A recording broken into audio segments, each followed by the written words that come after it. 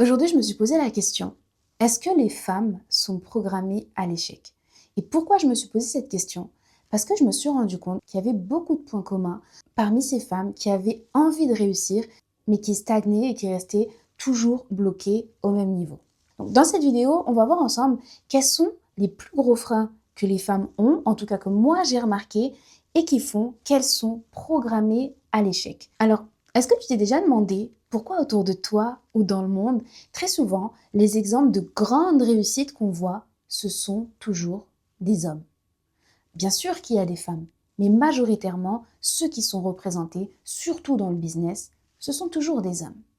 Et je suis contente quelque part parce que ces dernières années, on a vu beaucoup de femmes arriver, surtout sur le marché du business en ligne, et il y a énormément de femmes aujourd'hui qui réussissent. Et ça fait plaisir à voir. Parce que c'est inspirant, parce que ça montre que c'est possible. Il y a une nouvelle porte qui s'est ouverte. Mais pour autant, on va essayer de comprendre qu'est-ce qui empêche certaines femmes de pouvoir accéder à la réussite qu'elles ont envie d'avoir. Peu importe comment tu définis la réussite, reste avec moi. À la fin de la vidéo, je te donnerai un exercice simple à faire pour t'aider à identifier ce qui t'empêche d'avancer et quelles sont les pistes qui sont possibles pour toi pour sortir de ce schéma dans lequel tu es. Comprendre pourquoi on serait programmé à échouer, c'est comprendre pour pouvoir s'en libérer. Et le premier frein que j'ai constaté chez les femmes que j'ai aidées, c'est l'emprise de leurs émotions sur leurs choix et sur leurs actions. Les femmes, souvent hypersensibles, elles vivent dans le monde réel à travers leur monde intérieur. Et quand leur monde intérieur vibre l'insécurité, la peur du rejet, la peur de ne plus être aimée, la peur d'être incomprise, la peur d'être jugée sur ses choix, ou encore la peur de perdre leur pilier, leur soutien, leur repère, eh bien, par instinct de protection, elles vont choisir de se limiter, de porter un masque, de faire semblant et de se déconnecter de ce qu'elles veulent vraiment et donc de ne pas faire ce qu'elles désirent. Et je pense que rien n'est plus limitant pour une femme que ce sentiment d'insécurité à l'intérieur de soi. À ce moment-là, son besoin, ça ne sera pas celui de s'épanouir, de réussir dans la vie, non. Ça sera de se sentir en sécurité émotionnelle à l'intérieur de soi et forcément, ça va passer par le fait de mettre un frein à tout ce qui semblera être un danger pour elle. Si elle a envie de faire une reconversion, d'avancer sur un projet, de choisir une activité, peu importe, mais qu'elle sent que cette chose-là va créer, par exemple, un conflit dans son foyer, bien, elle va se sentir en insécurité émotionnelle et pour ne pas prendre le risque d'être peut-être moins aimée, de se sentir rejetée, d'être critiquée, etc., eh bien, elle va taire cette envie-là en se disant « Eh bien, de toute façon, ce n'est pas possible pour moi. » Et c'est là que ça nous emmène naturellement au deuxième frein, qui est le sacrifice. Pour être acceptée, pour être aimée, on a conditionné les femmes à ne jamais se faire passer en priorité, à dire oui aux autres, même quand c'est trop, ne jamais dire non, ne pas mettre de limites, et donc à ne pas s'affirmer. On leur a appris à obéir et à demander la permission. Je me souviens lorsque j'étais commerciale, ma clientèle était composée uniquement d'hommes. Au moment d'investir, aucun d'entre eux ne m'a dit « Je ne peux pas prendre une décision, je dois demander à ma femme ». Jamais ça ne m'était arrivé. Ils dirigeaient leur business seuls et donc ils prenaient toutes les décisions. Et quand j'ai commencé à travailler avec des femmes entrepreneurs, là c'était fréquent qu'on me dise « Je ne peux pas prendre une décision maintenant, je dois demander à mon mari ». Et ça, c'est un truc qui m'a marquée. Je me souviens aussi d'une anecdote de mon nutritionniste que je voyais à l'époque. Elle me disait que de nombreuses patientes à elle n'avaient pas le contrôle de leurs propres finances. Parfois, elles ne possédaient même pas leur propre carte bleue. Que c'était leur conjoint qui gérait leurs finances à elles. C'était leur conjoint qui décidait de tout. Et ça aussi, ça m'a marquée. Je devais avoir peut-être 25 ans et je me disais, mais comment c'est possible? Est-ce que ça existe vraiment? Et en fait, oui, bien sûr que ça existe encore aujourd'hui. Mais souvent, ça ne s'arrête pas qu'à l'argent. C'est beaucoup plus subtil que ça. Combien de femmes ont sacrifié leurs rêves pour s'aligner aux rêves de leur conjoint? Combien ont attendu de divorcer pour entreprendre ou créer le projet de leurs rêves? Certaines femmes, malheureusement, se sont tellement noyées et perdues dans ce sens du sacrifice qu'elles se sont éteintes, qu'elles n'ont même plus goût à la vie. Et c'est comme ça qu'on finit par avoir le sentiment d'être passé à côté de sa vie. Et quand tu as un business à gérer, tu as des obligations, des responsabilités, des objectifs à atteindre, tu peux avoir aussi un entourage ou un partenaire qui ne comprend pas ce que ça implique d'être entrepreneur, qui ne comprend pas pourquoi tu vas travailler autant. Certaines femmes, malheureusement, ne sont jamais prises au sérieux.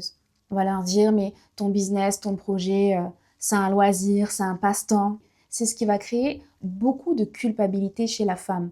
Que ce soit dans cette situation ou dans une autre, quand on est dans le sacrifice, eh bien, au moment où on a envie de faire quelque chose pour soi, eh bien, ça crée de la culpabilité parce qu'on a habitué les autres à être disponibles.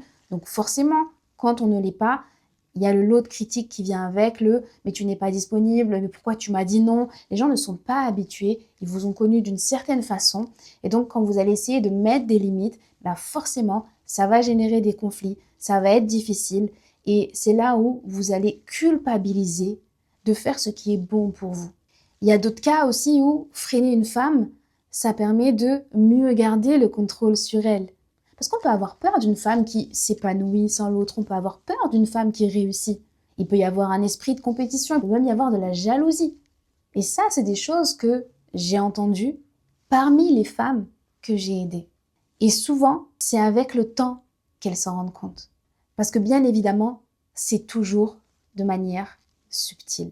Il y a aussi le fait que souvent les femmes sont tellement submergées par la charge mentale qu'elles n'ont plus cet espace pour se développer, créer, avancer vers leurs objectifs, créer de nouveaux projets. Elles ne trouvent plus l'énergie ou le temps d'avancer dans leur business ou bien dans leur projet. Et c'est aussi ce qui fait que souvent, les femmes abandonnent. C'est pas qu'elles n'ont pas la volonté, mais c'est qu'elles sont trop noyées par cette charge du quotidien qui les empêche finalement d'aller de l'avant. Et c'est pour ça que c'est important d'identifier ce qui t'empêche de réussir, les schémas qui te bloquent aujourd'hui, parce que parfois tu vas te concentrer sur des stratégies alors que c'est ton esprit qui est coincé dans une situation inconfortable et qui t'empêche d'avancer.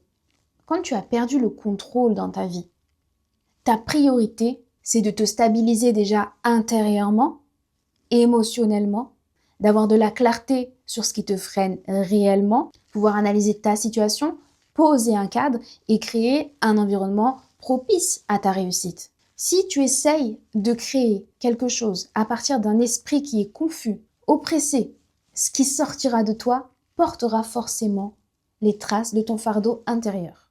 La réussite, elle s'aligne à un esprit qui est serein, qui est confiant, qui a l'autorisation de s'exprimer, de prendre sa place, de manifester, de passer à l'action, qui a tout l'espace dont il a besoin pour s'exprimer. Pas dans des émotions empreintes d'angoisse, de stress, de peur ou encore d'anxiété. Alors je ne sais pas si tu t'es reconnu dans une des situations qu'on a vues ensemble aujourd'hui, mais si c'est le cas, je t'invite à faire un exercice simple pour t'aider à reprendre le pouvoir dans ta vie.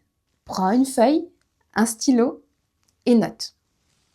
Première question, à quoi j'aspire dans ma vie pour réussir? Deuxième question, sur 10, à combien je crois que cela est possible pour moi avec ma situation actuelle? Troisième question, quels sont les plus gros freins que je rencontre pour concrétiser ça? Quatrième question, est-ce que mon environnement est propice à ma réussite? 5. Quelles solutions simples je peux commencer à appliquer pour m'aider à avancer vers ce que je désire et atteindre mes objectifs? 6. De quelle aide ai-je besoin pour y arriver? Et enfin 7, la dernière question, quelles sont les décisions que je dois prendre à court terme et à moyen terme? Je t'assure que si tu prends le temps de répondre à ces questions, que tu y réfléchis bien et que tu essayes d'être la plus honnête possible, ça va t'aider à comprendre quels sont les schémas toxiques dans lesquels tu es, qu'est-ce que tu subis et surtout, quelles sont tes pistes pour te sortir de là, sortir de ce qui te programme à échouer, pour déconstruire tout ça et te programmer à réussir ce que tu as envie dans ta vie. J'espère que cette vidéo t'aura plu. N'hésite pas à t'abonner à la chaîne pour retrouver mes autres contenus et on se retrouve dans la prochaine vidéo. Bye!